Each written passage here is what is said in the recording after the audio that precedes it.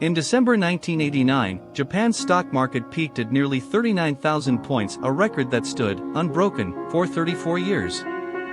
And the frozen market was just the beginning. Japanese workers in 2021 earned barely more than they did in 1991. Through the 1980s, Japan seemed impossible to stop.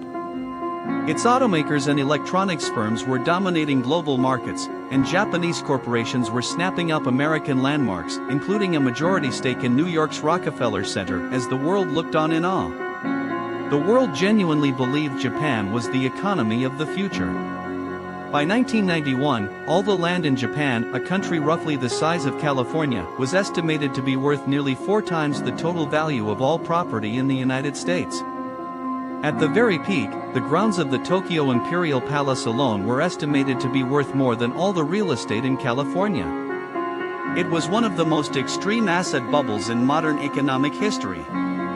Then, beginning in mid-1989, Japan's central bank began a series of aggressive interest rate hikes, raising the official discount rate multiple times before the year was out. By early 1990, the damage was already cascading through the markets, and the bubble shattered. Within 3 years, the Nikkei had lost more than 60% of its value. Land prices, which had soared to extraordinary heights across Tokyo, began a decline that wouldn't end for over a decade.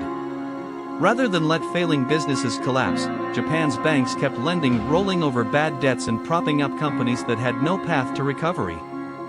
By the early 2000s, roughly 30% of all publicly traded companies were classified as zombie firms, kept alive by credit they could never repay. Non-performing loans in the banking system exceeded $1 trillion. Japan fell into a deflation trap that economists had rarely seen at this scale.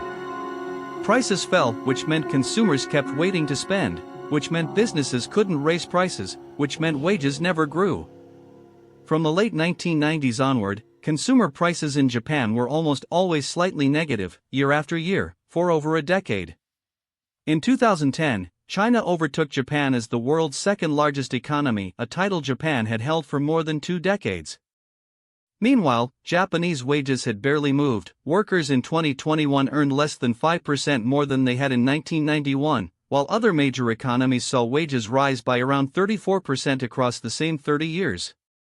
Japan's lost decades were not an accident, they were the result of choices: to protect the powerful at the cost of the productive, to defer pain until pain became permanent. Today, Japan has one of the oldest populations on Earth, with nearly a third of its citizens over the age of 65. The question the world must ask is not whether Japan's story is a warning, it is whether anyone is actually listening.